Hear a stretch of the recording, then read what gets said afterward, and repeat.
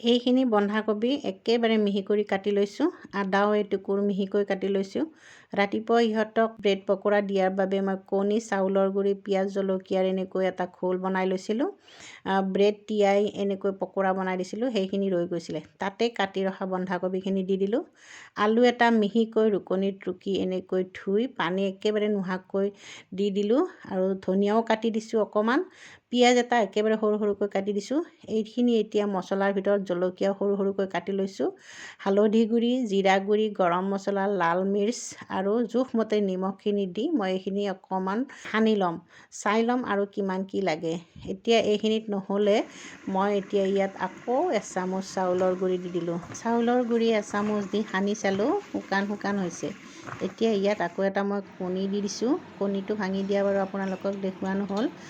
কণীটো ভাঙি দি মই হাতেৰেই ধুনীয়াকৈ সানি লৈছোঁ। এতিয়া মই ইয়াৰে সৰু সৰুকৈ পকোৰা বনাম। কেৰাহীখনত আগতেই মই তেলখিনি গৰম হ'বলৈ দি থৈছিলোঁ। দেখিছে, এতিয়া মই ইয়াত এনেকৈ সৰু সৰুকৈ পকোৰাকেইটা বহাই দিছোঁ। ধুনীয়া হৈছে দেখিবলৈ। পকোৰাকেইটা কিছু সময় এনেকৈ উল্টাই পাল্টাই ভাজি লৈছোঁ। এয়া দেখিছে কিমান ধুনীয়া মুচমুচীয়া হৈছে। এনেকৈ মই গোটেইখিনি পকোৰা বনাই লৈছোঁ। আলুখিনি আগতে মই চেকনিত চেকি ধুনীয়াকৈ পানীত তিয়াই ৰাখিছিলোঁ কিছু সময়। তাৰপিছত একেবাৰে পানী নোহোৱা হ'বলৈ খৰাহি এটাত চেকি ইয়াত দি দিছোঁ। পানী একেবাৰে থাকিবলৈ দিয়া নাই। গতিকে এনেকৈ আপোনালোকে পকোৰা বনাই খাই চাবচোন, বিৰাট সোৱাদযুক্ত হয়।